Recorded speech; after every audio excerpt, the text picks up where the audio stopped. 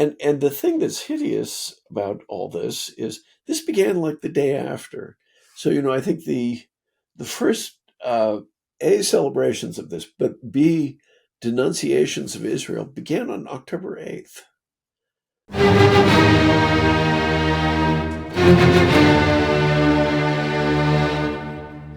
Welcome to Shield of the Republic, a podcast sponsored by the Bulwark and the Miller Center of Public Affairs at the University of Virginia. I'm Eric Edelman, counselor at the Center for Strategic and Budgetary Assessments, a non-resident fellow at the Miller Center, and a Bulwark contributor, and I am joined, as I always am on this podcast, by my partner in all things strategy, Eliot Cohen, the Arleigh Burke Chair of Strategy at the Center for Strategic and International Studies and Professor Emeritus at the Johns Hopkins School of Advanced International Studies. Eliot, Happy New Year. I haven't had a chance to wish you a Happy New Year yet. Well, thank you. Thank you very much, and you as well.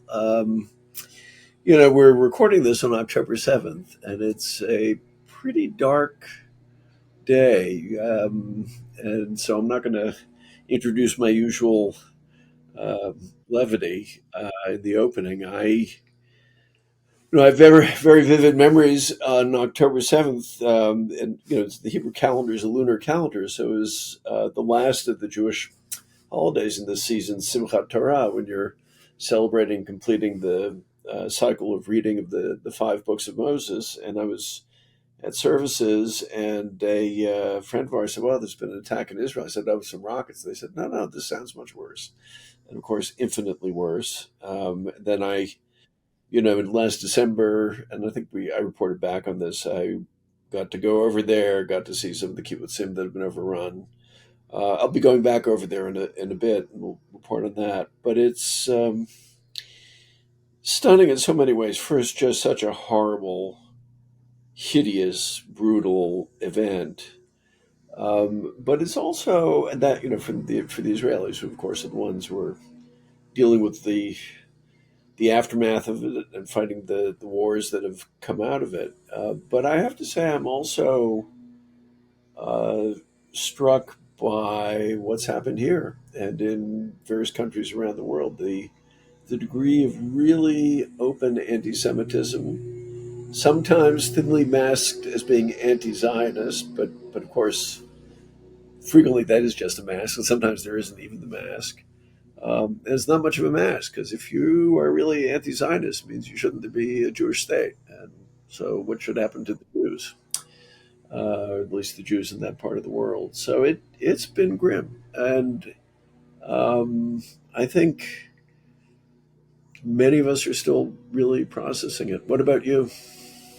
Same. I mean, I still find it, astonishing to hear, what goes on, on campus. And I thought over the weekend, I think it was Martina Navratilova who had a tweet about people walking around carrying, Hamas and Hezbollah flags. I mean, these are terrorist groups that, target civilians, use civilians as human shields, put weapons in apartment buildings. I mean, if you saw the secondary explosions over the weekend in Beirut,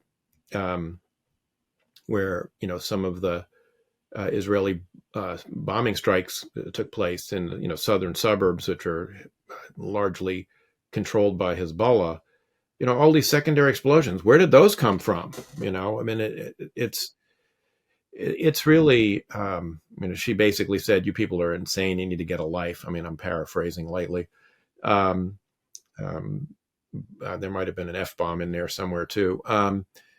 So yeah, I mean, I must say, I have found the sort of explosion of anti-Semitism, but also just the exposure of people's inability to, think critically on university campuses has been particularly disturbing.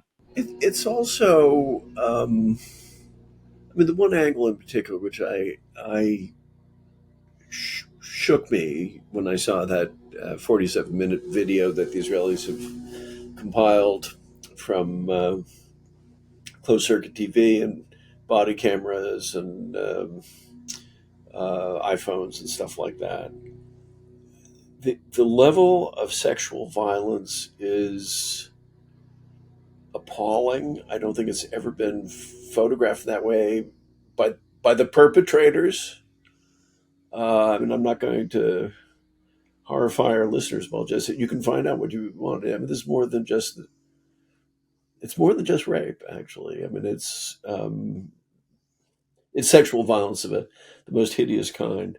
I will say I was struck, and I will say grateful to Kamala Harris, who's issued a statement today, unlike actually Donald Trump, who has not issued a statement, which is, I think, anything a friend of Israel and of the Jewish people could want, and which is right up front about talking about rape, which is a subject that people dance around. And the reason I dwell on it partly because of the horror of the crime, but also because this is deliberate. This isn't people slipping out of control. This is deliberate. But I think her statement also is important, not just because of the recognition of it, but it's precisely because so many of the folks on campus who were supporting Hezbollah and Hamas deny all this, deny that it took place. Right, right. I mean, and the hypocrisy of it. We just over the new year, we heard from somebody who's a senior figure in one of the several actually of the national Jewish organizations or social welfare organizations. And this one woman who works on violence, on domestic violence, was just still shaken. She said, people who had been our allies, people who we've supported, people we thought we were completely in harmony with, who are the ones above all who would say, well, believe the woman. And in this case, you don't even have to believe the woman. You just have to look at the video footage. It'll tell you far more than you want to know, broke with us and dismiss it or ignore it or refuse to engage with us on it. And the thing that's hideous about all this is this began like the day after. So, I think the first A, celebrations of this, but B, denunciations of Israel began on October 8th. And Right, unfortunately, right. Before any of the military response. I obviously there's an emotional reaction here, but as I try to step back analytically, and this is not an original comment by a long shot, but I think it's true. We're at the end of the post-Holocaust period, where you can set aside Israel for the moment, but where American Jews, I think in particular, felt very, very secure, very accepted. One after another of the very social barriers had fallen down. There was nowhere you couldn't go, and the huge Jewish influence on culture and literature, you name it. And that's changed. I mean, it began changing a while back. If you look at how some of the admissions criteria have operated, and some of the universities have even sort of admitted they're kind of actually discriminating against Jews. I mean, they tend to discriminate now more against Asian Americans. There's that, but there's just a lot that we had sort of taken for granted. It's not.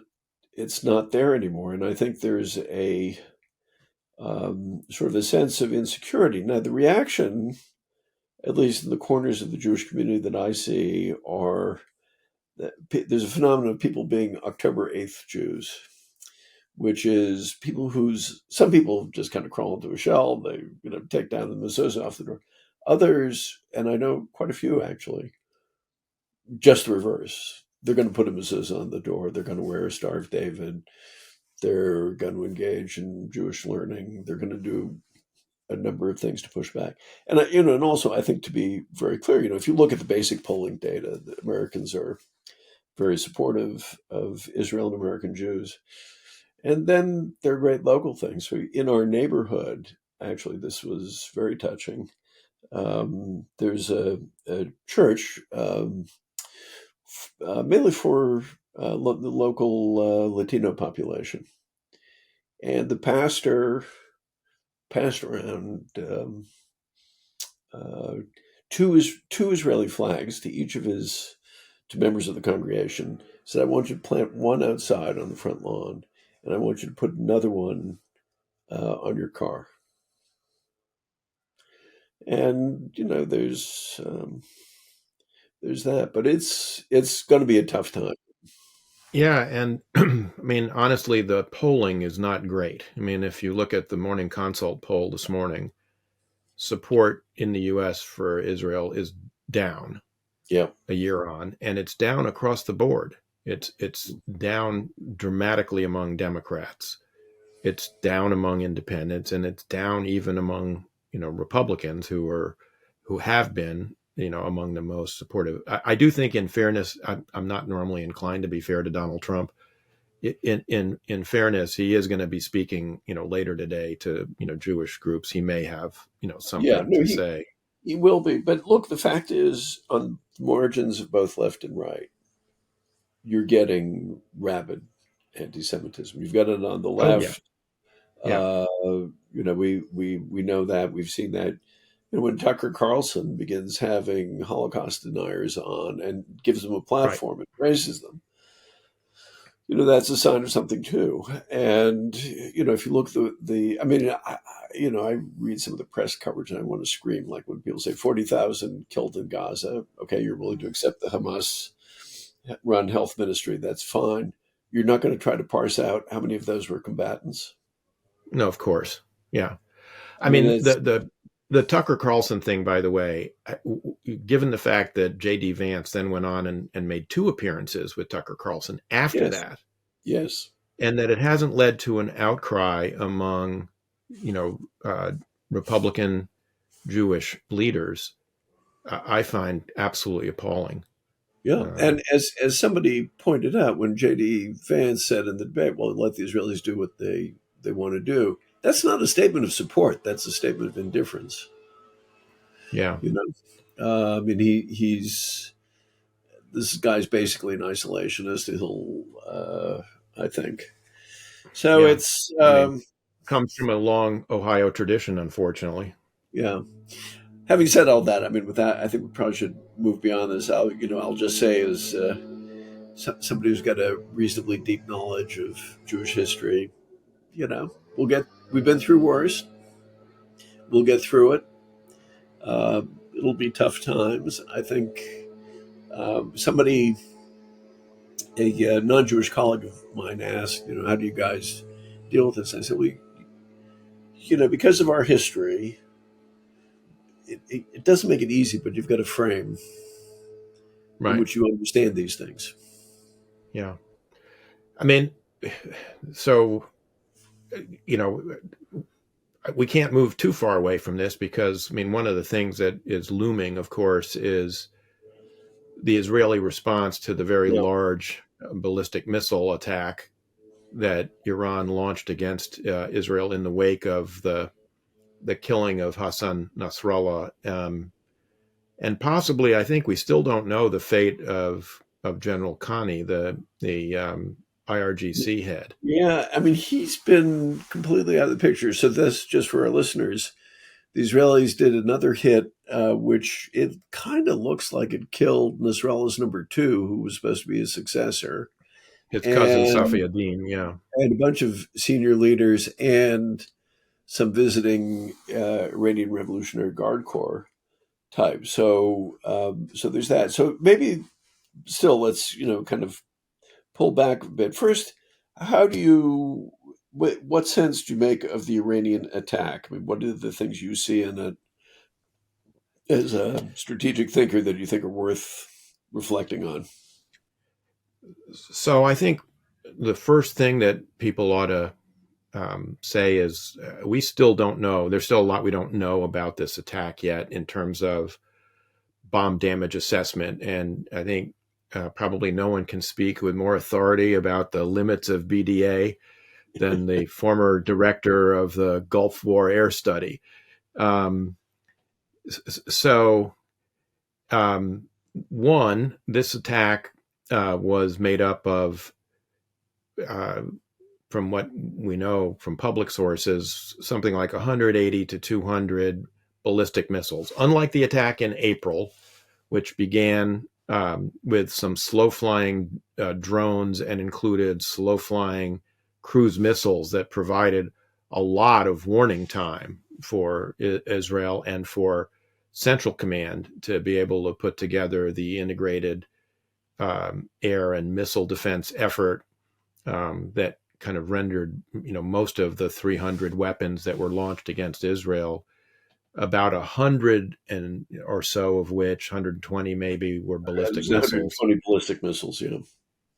So this was, a larger ballistic missile shot. Now, the initial response was it appears to have been, ineffective because they did not hit the Mossad headquarters, which they clearly targeted, although they did hit nearby and left a pretty big crater. They didn't destroy any F-35s at Nevatim Air Base, which was another target. There's been some open source intelligence that suggests that it's possible that actually the Iranians did overwhelm the integrated air defense system, which would have involved the, mostly, I think, Arrow 2 and 3 ballistic missile interceptors, and maybe some of the lower range Tamir interceptors fired by David Sling. But I don't know how much we know yet about that. I mean, so there are people who've done, crater analysis of, cratering around the base. It's not clear whether those were warheads or whether those are fragments of missiles that were either intercepted, whether it's interceptors that fell down, or whether it's missiles that broke up in the air. I mean, we know, for instance, in the Gulf War, a lot of the Iraqi Scuds just, broke up and fragmented in the air. And there's some indication that the failure rate here of the Iranian missiles was quite high. It's one reason why there's so much uncertainty about the 180 to 200 number. I mean, I've heard estimates of as high as 20 to 30%, failure rate. So I think what I would say is, number one, there's still a lot to learn.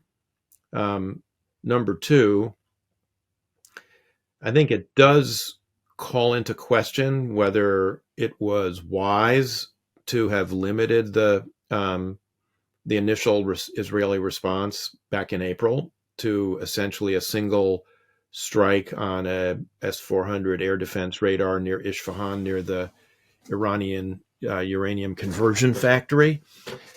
That was done largely to placate the Biden administration, which was, essentially trying to keep the conflict from escalating. But obviously it did not. I mean, it was a calling card, essentially. It was a message. We can reach out and touch, your nuclear facilities if we want to, because you didn't even see this coming. But, obviously that didn't deter the Iranians from launching, what is now the largest ballistic missile attack ever launched against a sovereign nation by another sovereign nation. And that, gainsays the question of what will be the response. And I think, Israeli planners, I suspect, are looking at, kind of maybe 4 different buckets of targets. I mean, one is the nuclear facilities, obviously. One is the oil, particularly oil export facilities like the Kharg Island oil terminal, through which most of Iran's oil exports flow. I mean, there's also a question of, do you want to go after that, or do you want to go after the internal refining capacity, which puts more pressure on the government domestically if they can't produce refined, products for the domestic market. I think there are then, sort of obviously the launch points and also missile production facilities that probably are high on the list, because I think the Israelis would want to try and limit, whatever damage the Iranians can inflict if there's another round, obviously. And then there's leadership targets. I mean, the Supreme Leader, after the Nasrallah hit, went into hiding. He did come out and give the Friday sermon, which is the first time he's done that in 5 years. But the Iranians have to be worried about, leadership targeting as well. And then there's a question of whether you have some mix of all of the above in the target set, right, and for the retaliation. I think, the Biden administration has basically said, we don't want you to hit the nuclear program. And there's an argument for not doing that. I mean, the argument for not doing it would be, that you don't want to, unless you think you can get it all, you don't want to spark an Iranian sprint to the bomb. Naftali Bennett, the former prime minister, of course, has said this is the golden opportunity. We need to take out the Iranian nuclear program, and you can make that argument as well. And I'm very sympathetic to that argument at one level. On the other hand, to really do it right requires, I think, the U.S. to provide a lot of assistance in terms of tanking, specialized munitions, mensurated targeting data, et cetera. And I don't know that the administration is willing, to do that. But the other thing, of course, is the administration has made it clear it doesn't want the Israelis targeting, oil energy targets either. I mean, at some point, you can't tell them don't do anything. So I don't know. That's how I see it. I'm curious for your views of this. I mean, you've written about it, obviously. I think that's basically right. So first, just go back to the attack itself. One thing that we saw in this attack, I don't know if we saw it in the previous attack, that there were solid fueled missiles. And very low warning time. Right, and that's one of the concerns. Liquid fueled missiles, you can sometimes by various means detect when they're fueling the missiles, and then also the things once you fuel the missiles, you got to use them because you can't just leave them sitting there fueled up for a whole bunch of reasons. Solid fuel are obviously different. And I believe the Iranians have been investing in trying to make these things more mobile, which compounds the targeting problem. So that's one thing. Second thing, and more maneuverable on reentry. Yeah, well, that's the other thing. By the way, they had maneuverable warheads, which complicates the defense problem, obviously. Although apparently you lose some kinetic energy when you're doing the maneuvering rather than the kind of straight ballistic trajectory. I think, as far as I can tell, the consensus view is that they did get some things through. They did hit the airbase, although they didn't hit any of the F-35s. There are two possibilities. One is the Israelis couldn't take those things down, but the other is that they could tell exactly where those things were going to land, and they decided to eat it. The repairing a runway is the easiest thing in the world. It's and shelters. They hit a couple of F-35 shelters, I think, but right. And also, by the way, it's very hard to tell from above whether you referenced the work I did for the Air Force on the first Gulf War. It's very hard to tell from overhead imagery whether or not you've taken out an aircraft in a shelter. You may know that you've hit the shelter, but you may not have no idea whether there was anything in it and how much damage was really done. And there's opportunity for deception and all that. Still, I think the Israelis are very good at not. One of the strengths of the Israeli air defense ballistic missile defense system is they're very, very good at knowing what not to shoot at.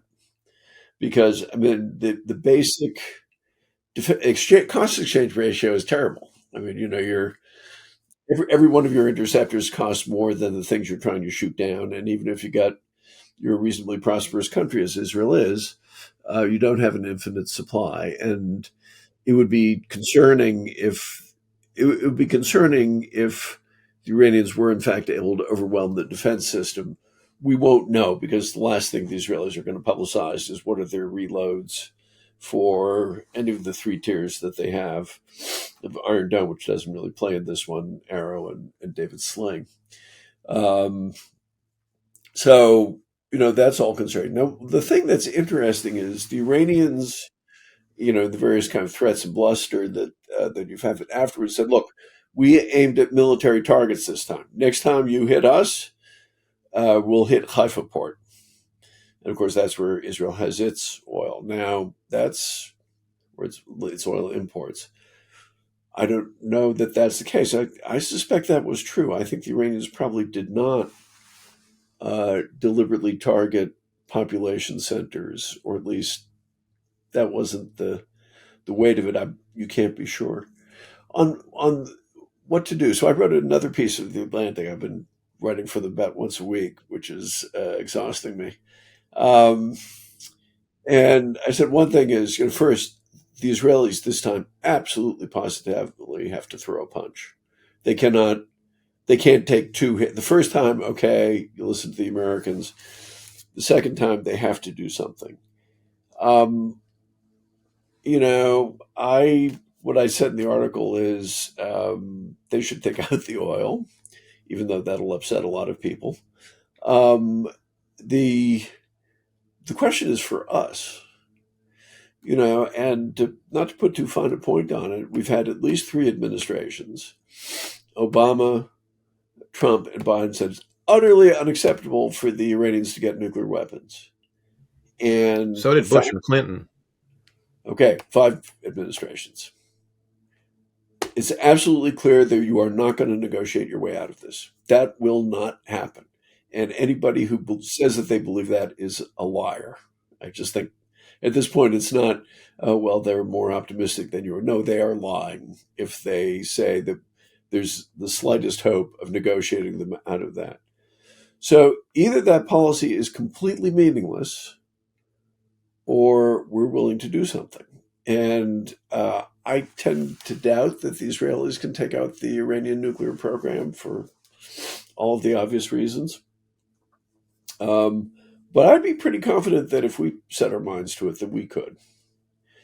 I mean, they don't, the Israelis don't have B-2 bombers. The Israelis don't have some of the munitions that we have, and so on and so forth.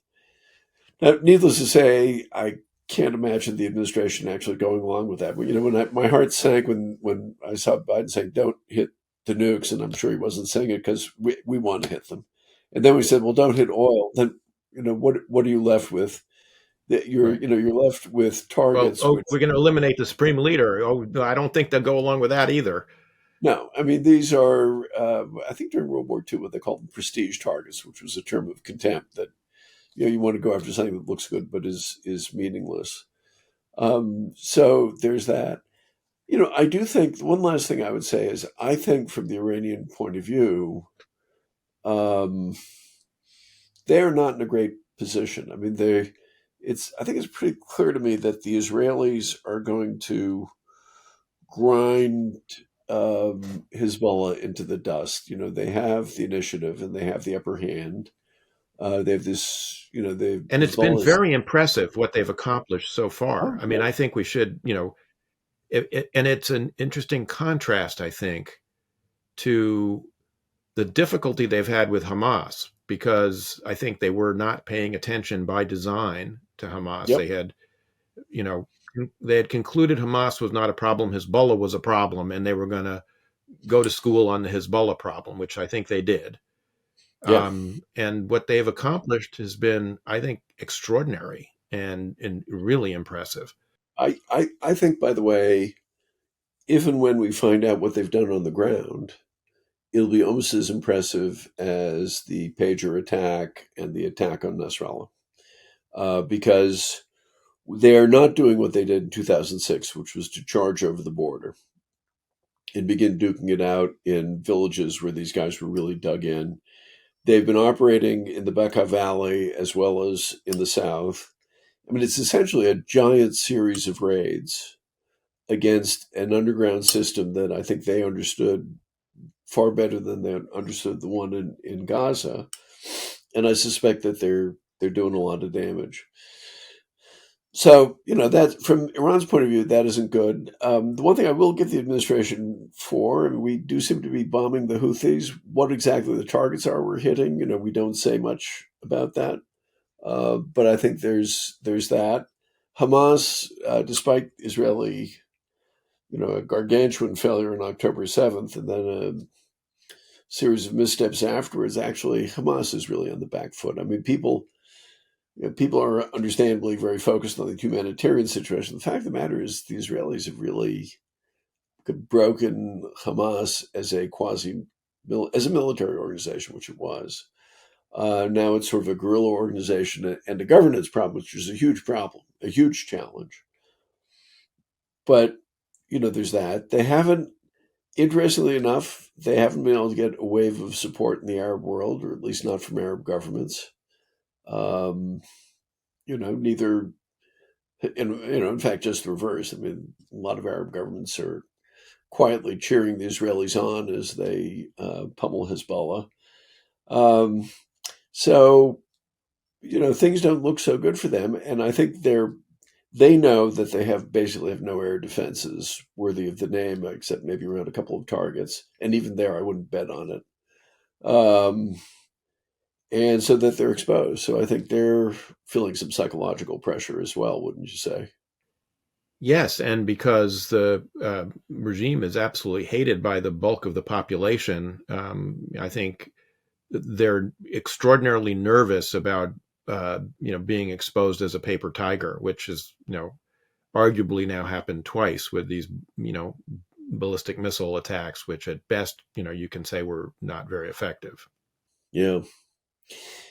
Does it trouble you that the administration seems completely uninterested in taking advantage of the situation? It seems to me a very large part of statecraft is when you have a circumstance that you didn't expect and you didn't want, you say, okay, that's our situation. Instead of trying to find a way of turning the clock back a week or a month or a year, we're going to see what we can do with it. I mean, it's sort of the Kissingerian approach, whether or not you agreed with what Kissinger did in any particular circumstance. When he saw history kind of a rupture, he said, okay, what do we do with this?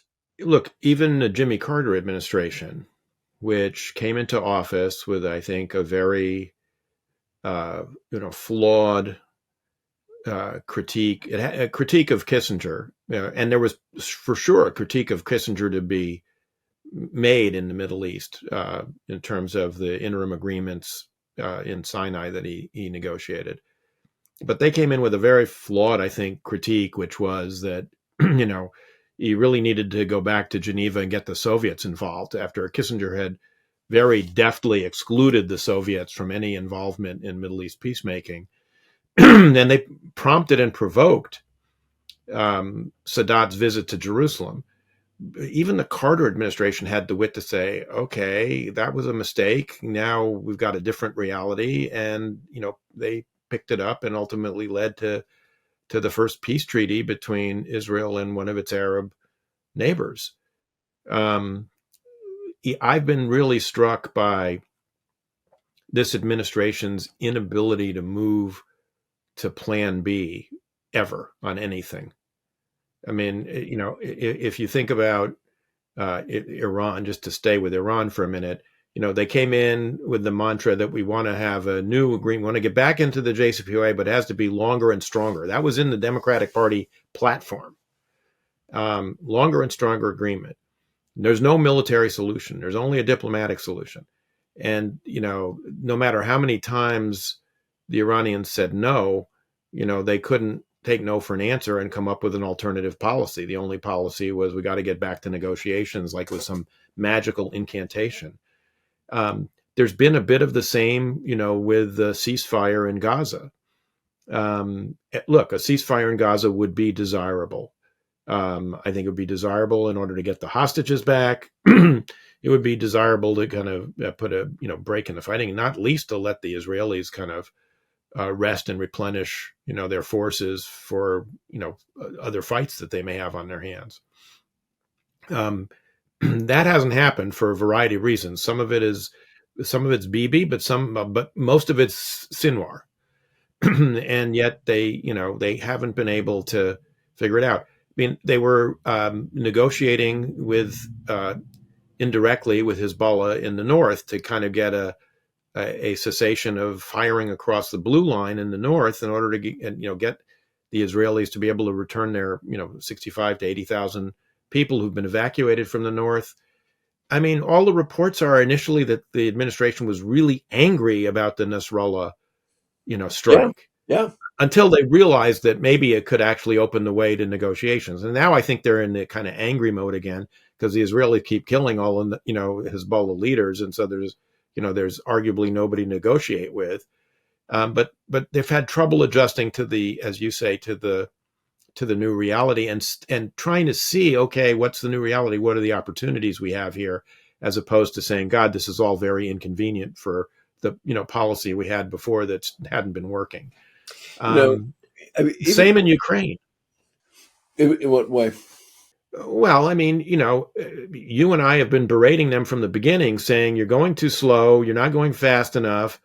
You need to give them this, you need to give them that. Not because we thought any one of these weapons was, a Wunderwaffe that was going to win the war, and lead to, but because you needed to allow the Ukrainians to prosecute the war in a way that allowed them to exploit their advantages and take advantage of opportunities when they created them. And instead, what we did is allow the Russians to dig in and make this all a lot harder to deal with than might have been had we allowed the Ukrainians to exploit it. I would say the Kursk Offensive is another example in which the administration has not, said, well, wow, what can we do with this? How can we reinforce this in a way that creates more opportunities? So let me. I want to speak to that first. Just to go back 1 second to these kind of abortive negotiations in both Gaza and Lebanon. Gaza said the latest thing is, well, they were just on the verge of negotiating a ceasefire deal that Sinwar would go to Sudan, and so just thinking about that for 2 seconds. Sinwar knows that he's a dead man. I mean, he knows the Israelis will not rest until they kill him. So if you're Sinwar, thinking like Sinwar, do you really think you'd say, yeah, no, I'd really rather get shot in the back walking down the streets of Khartoum as an exile who kind of left his people behind? Or do I want to die gloriously in battle, in the ruins of Gaza City? No question. And the latest reports are, there was a lot of speculation about whether Sinwar might be dead because the communications had been cut with the exiled Hamas leadership. The last report I saw which just before came on, was that he apparently reestablished contact, although not sure when exactly he sent these messages. But the bottom line is there's nothing changed in the message, which is, no, I'm not doing a deal. Right. No, exactly. To the larger point and tying these together, and then maybe moving us on a little bit about the Kursk Offensive. First, the inability to celebrate an ally who's plucky and creative and enterprising, exercising initiative, all the things that we give ourselves credit for, sometimes correctly, often incorrectly. When one of our allies who's got their back up against the wall does this, all we can do is tut-tut. But the second thing, and I'm actually even thinking of writing a bigger thing about this, perhaps following on the report that Phil O'Brien and I did about analysis of the Russia-Ukraine war. It seems to me we are systematically bad at seeing things from our allies' point of view, bad in our analysis of them, and often terrible in our strategic advice.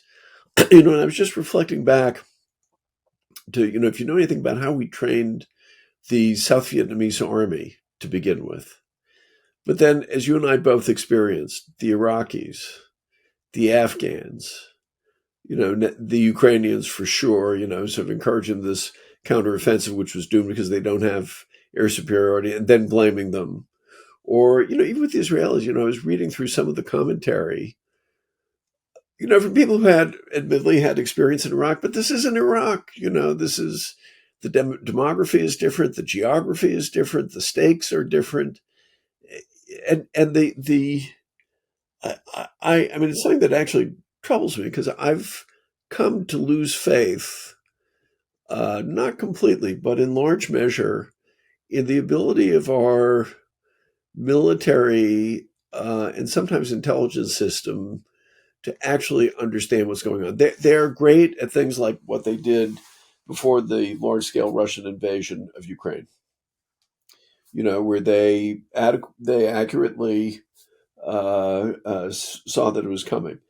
But they were just as bad as the civilian analysts in terms of how they thought the war was going to go. And it's really, I hate to say I've lost faith in anything American, but this is one where I'm just beginning to think we're no good at it. And what's worse, we don't know that we're not any good at it. Am I being too pessimistic? No. And here's another kind of, I don't know if it's irony or paradox here, you tell me, but it's the very people who say, America's back, we're leading our alliances, we believe in alliances, the other guys don't believe in alliances, who treat our allies like dirt, and you and I have both had the experience in the Obama administration of having our European former colleagues telling us how much they missed the Bush administration, which was supposedly so terrible to allies. And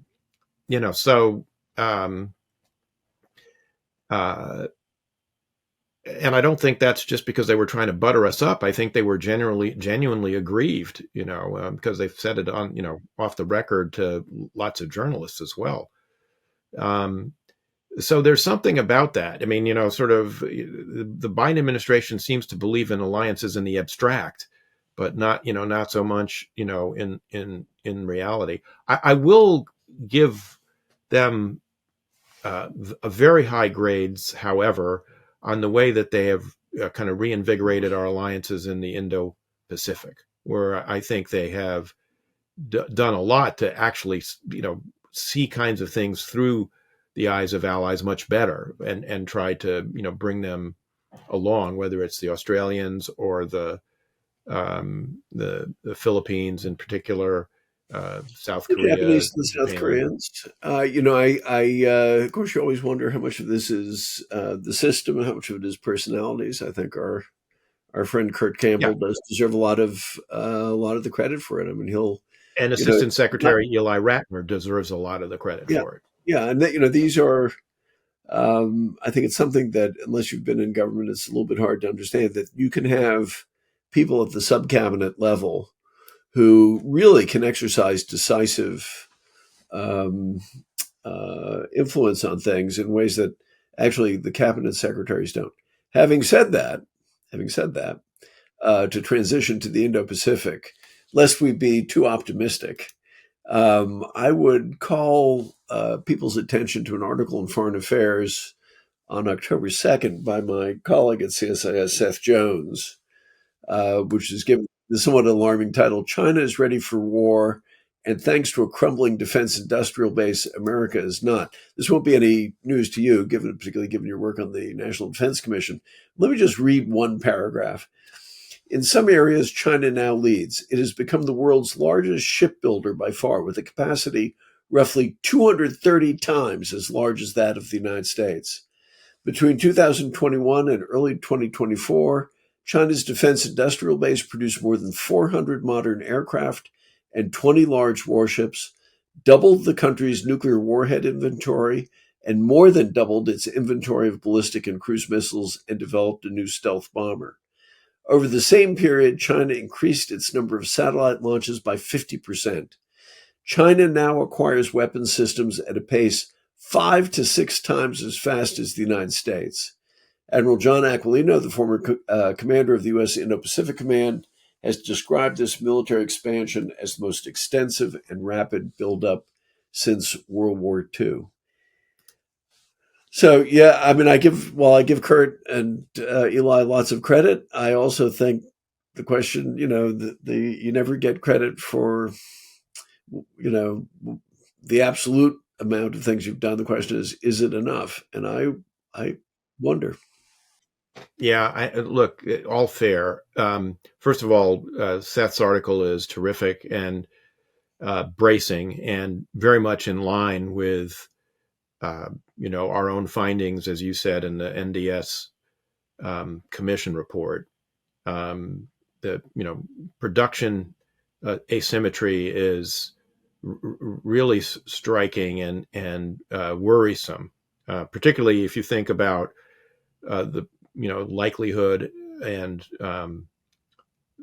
stresses of protracted conflict.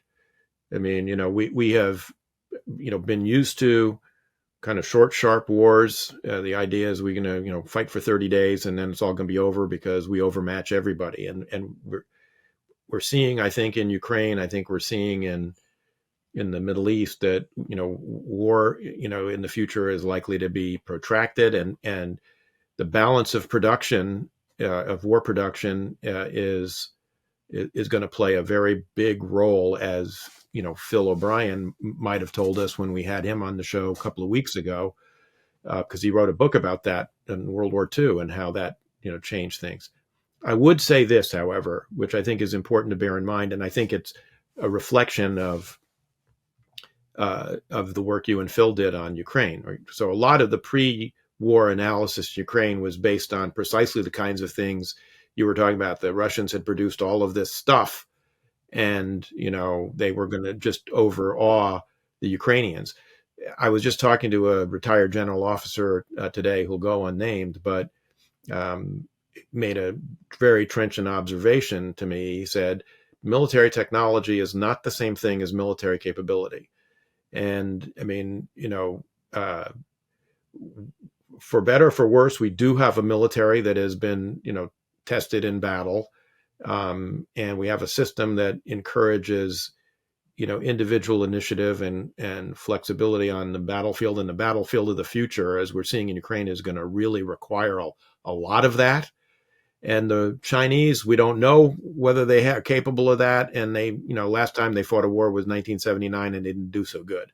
So, I mean, that's not a counsel of, complacency.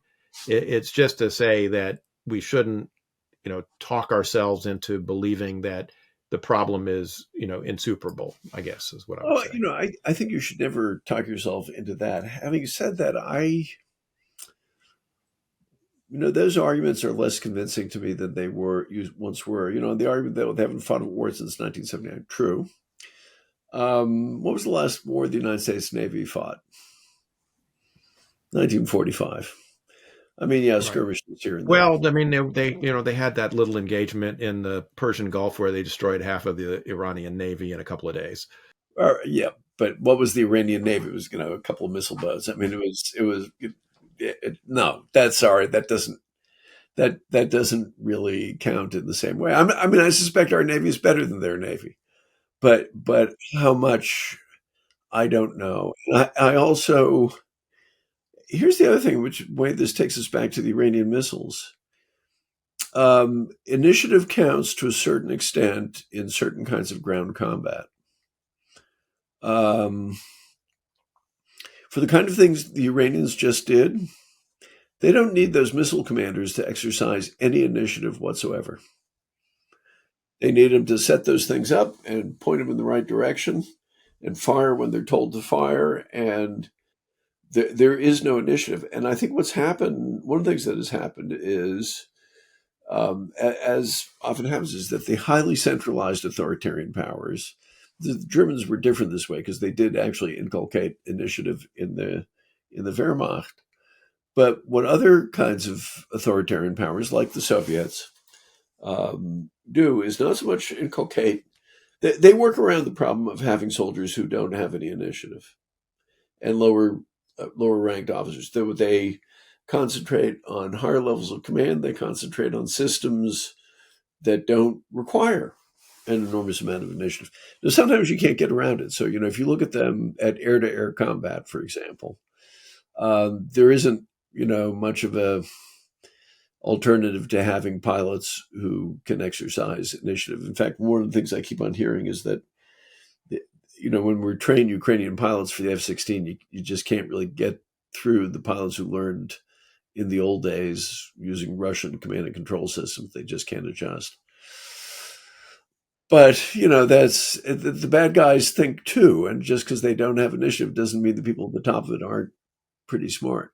We're running a little low on time, and I wanted to get to one more issue before we close out this really gloomy conversation. But fitting for Shield of the Republic, because we always seem to get there. and that is the difficulties and travails of a lame duck administration. I mean, you and I have lived that. When you're in an election year and the incumbent is not going to come back, he's not a candidate.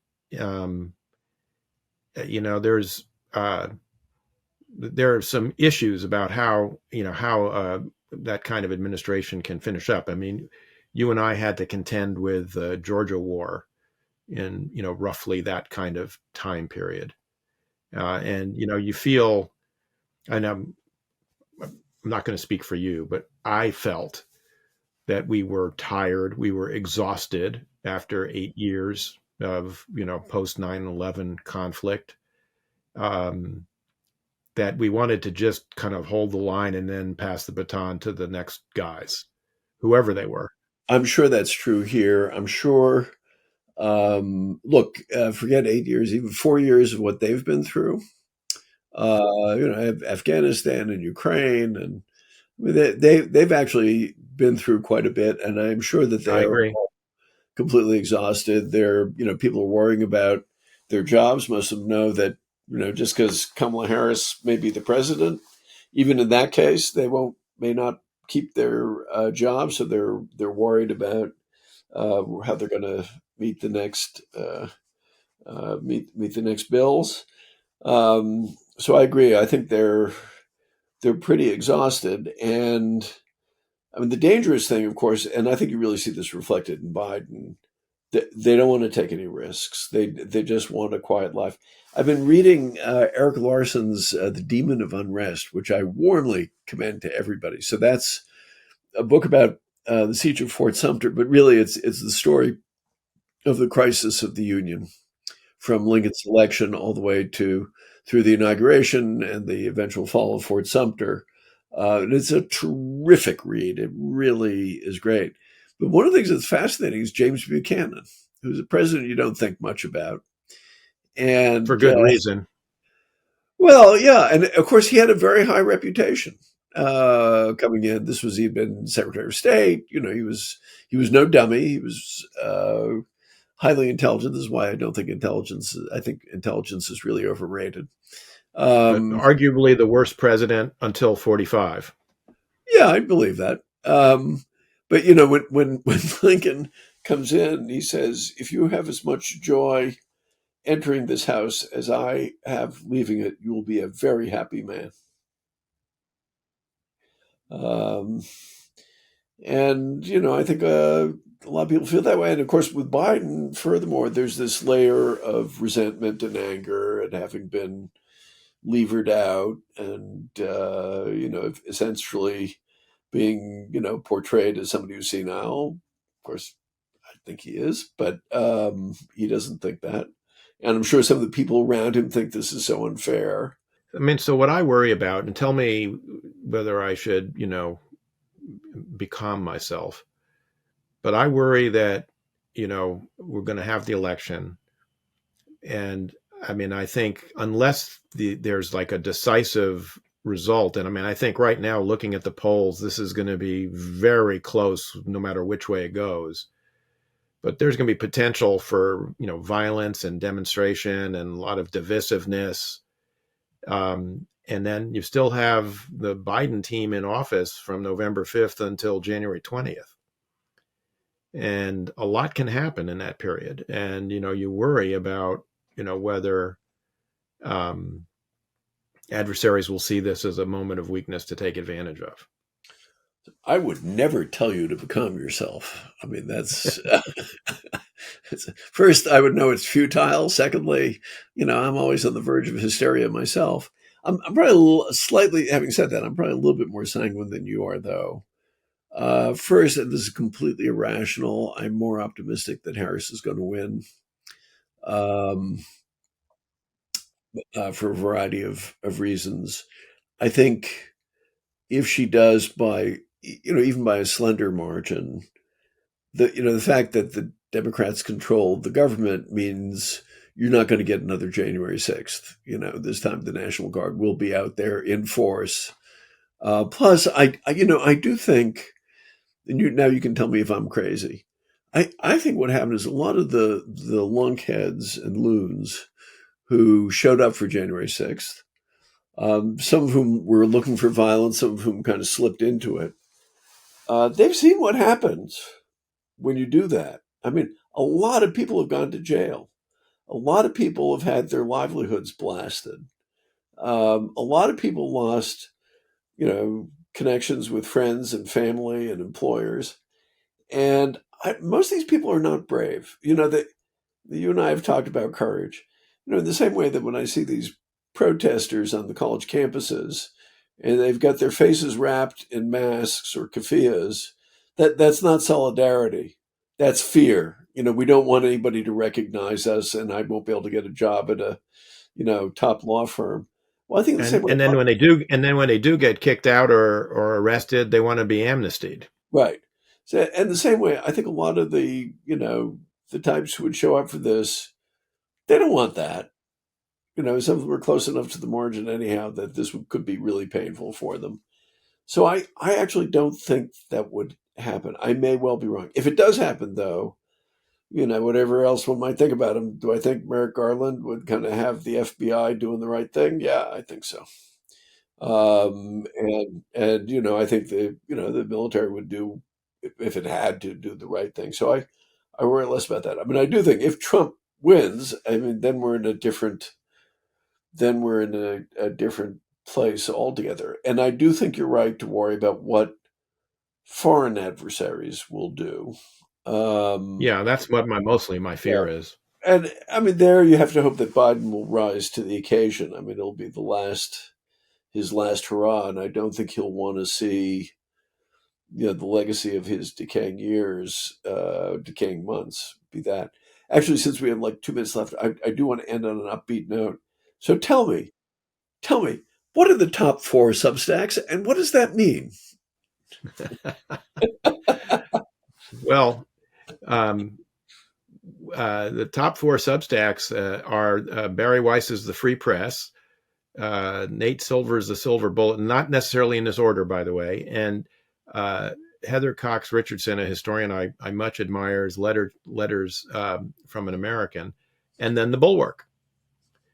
So, our listeners are part of an important media revolution that's going on. And give us the final thing. Give us the deeper Tocquevillian meaning of all this. I don't know if I can, give you the deeper Tocquevillian, meaning. I think it tells you that that Americans feel that a lot of the press coverage they're getting, and they're right, is superficial. Yeah, at best. And they're looking for deeper dives, into subject matter. And not to pat ourselves on the back, but the kind of thing that we can do with Ann Applebaum when she comes on, or Phil O'Brien, or even with each other. But mostly I think, particularly with our guests, when we can dive into a subject that they've looked at deeply and get at, the details in a way that is comprehensible and makes sense. I think that's what, people are looking for. I think that's what Heather Cox Richardson does with her Letters from an American, which, I mean, I don't always agree with her, but she's a very accomplished historian. I really admire her historical work. And, she's, I think, done a lot over the last 5 years or so to really put the news in perspective for people. Yeah. Context, which is what people are looking for. We should get her Not news from nowhere. Yeah. Let's see if we can get her on Shield of the Republic. See what we can do.